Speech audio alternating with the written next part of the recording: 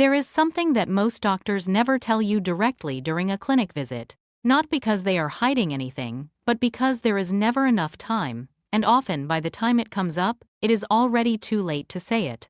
Over many years of studying the longest-lived people on Earth, from small villages on the island of Sardinia in Italy, to the island of Okinawa in Japan, to the Nicoya Peninsula in Costa Rica, researchers discovered something very strange that these people all had in common.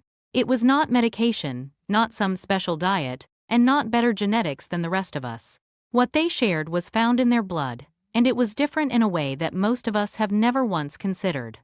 If you are in your mid-50s, your 60s, or approaching 70, and you have been telling yourself that what is happening to your body right now is just normal aging, I want you to pause for a moment.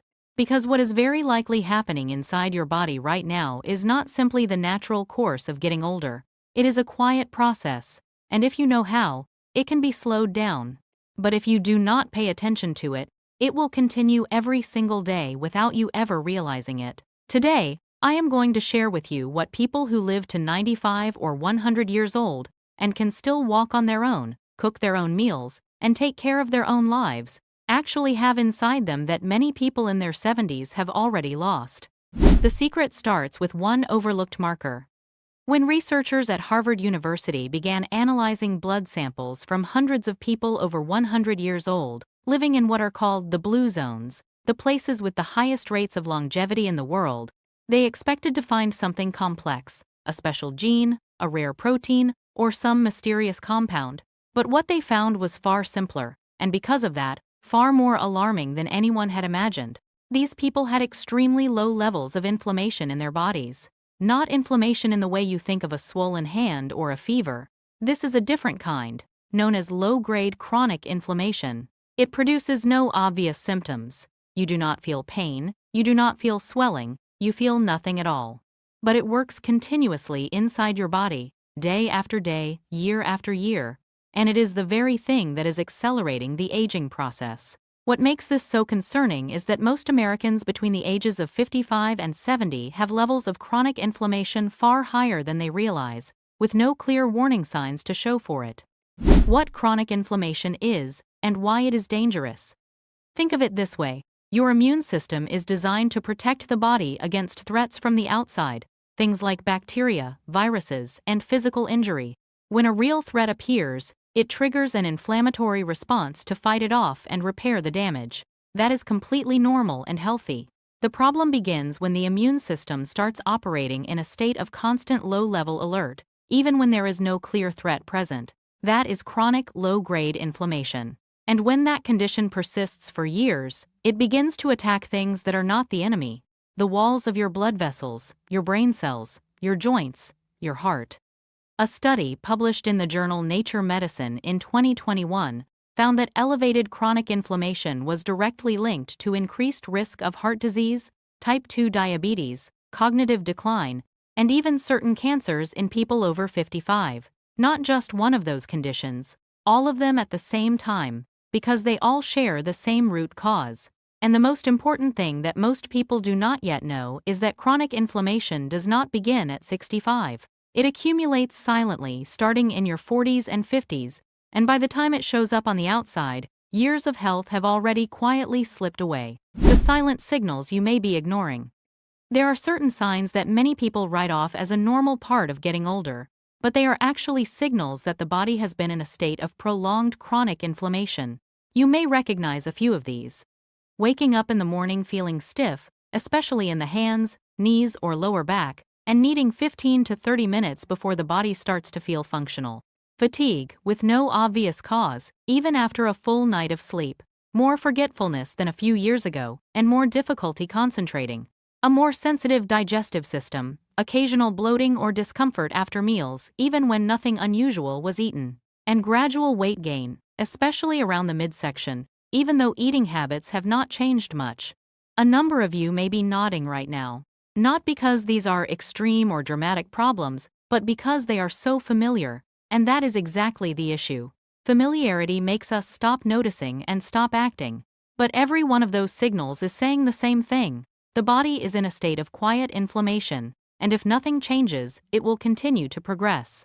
Why the world's longest-lived people avoided this? Going back to the residents of the blue zones, research conducted over several decades by researcher Dan Buettner with National Geographic documented in detail the lifestyles of more than 260 centenarians living in various parts of the world. And when their levels of inflammation were compared to Americans of the same age, the difference was striking, not because they drank some special water, or because the climate where they lived was somehow better, but because of a set of very specific daily habits they had maintained across many decades, often without ever knowing these habits were protecting them. What is remarkable is that almost none of those habits cost money: no expensive gym memberships, no supplements, no medical equipment of any kind. But they do require patience and consistency, and that is precisely why so many modern Americans struggle to follow through. So what exactly are those habits, and why do they have such a powerful effect on inflammation levels in the blood? I will get into that right now. Factor number 1. The way they eat is not what you think. When people hear about the diet of the world's longest-lived people, the first thought is usually about eating more vegetables, less meat, or following some kind of program. But what is actually more significant is how they approach eating in terms of timing and quantity, not just what is on the plate. In Okinawa, there is a principle passed down through generations called hara hachi bu, which means eating until you are about 80% full, then stopping, not eating until you feel completely satisfied. This is not philosophy. When you consistently avoid overeating, your body does not need to trigger an inflammatory response to process excess calories. Blood sugar does not spike sharply and then crash. The digestive system is not overloaded. All of that combined has a direct impact on chronic inflammation levels in the body. Beyond that, many people in the blue zones tend to eat a lighter dinner and eat earlier in the evening, often finishing their last meal of the day by around 6 in the evening or earlier. This gives the body time to fully process everything before sleep, and it is also one of the simplest changes anyone can begin this week. But hold on, because diet is only one piece of this picture. There is another factor that rarely gets discussed, and it may be driving chronic inflammation even more than everything you eat combined. Factor number 2. What is breaking down your body every night? Sleep.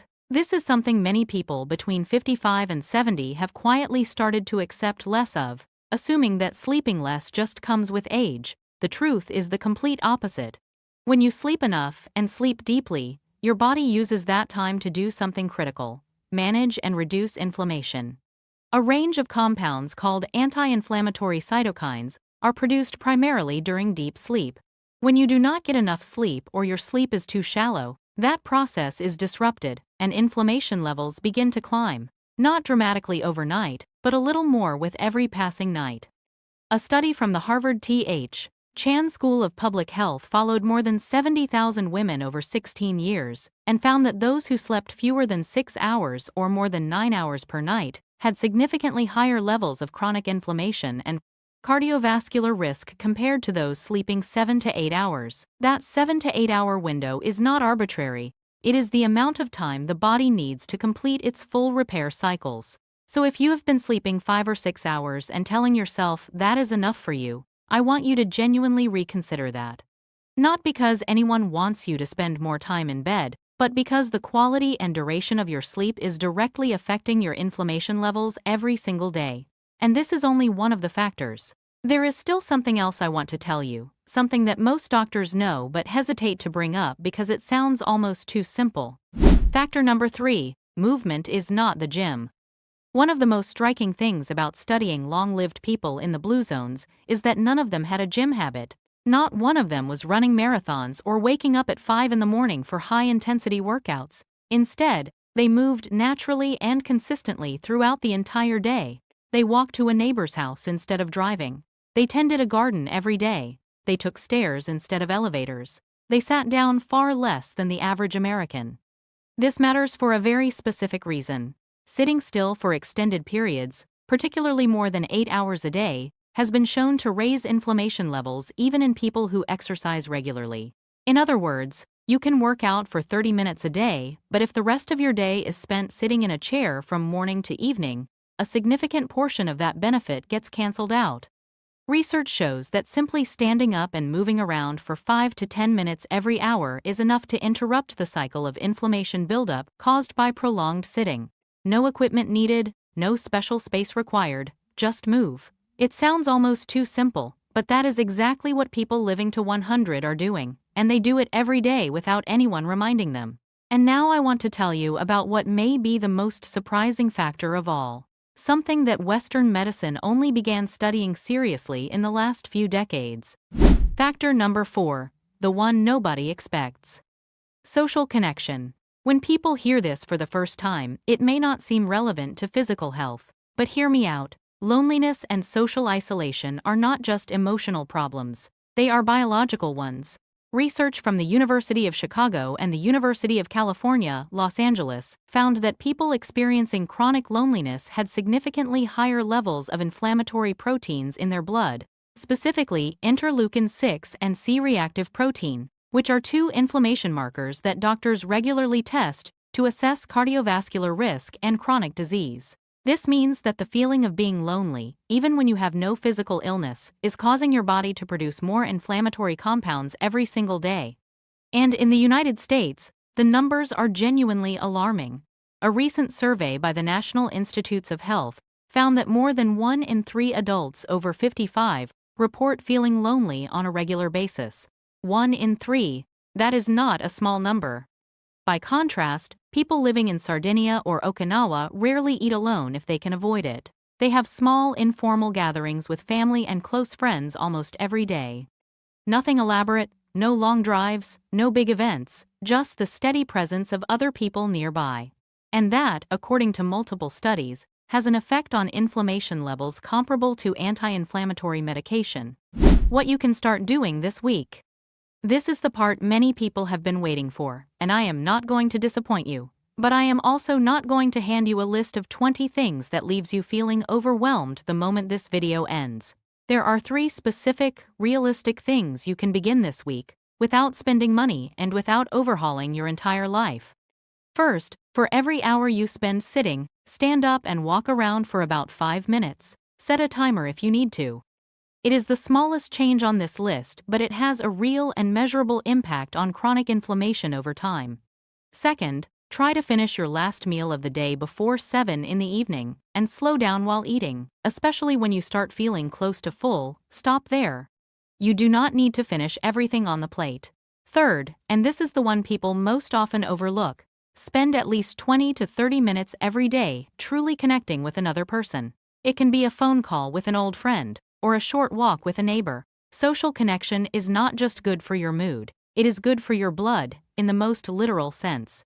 None of these are miracle solutions, and none of them will show results after a single week, but if you maintain them for 3 to 6 months, your body will respond in ways you will actually feel, not because of any promise, but because that is how the human body was built to function. Dr. Angelina's final thoughts. There is something I want to say directly to you before this video ends. We live in a time with more health information available than ever before, more products, more advice, and more conflicting recommendations than any previous generation has had to sort through. And sometimes, that is exactly what keeps people from doing anything at all, because they do not know where to begin. But what I hope you take away from this video is not a long list or a complicated protocol. It is one simple idea.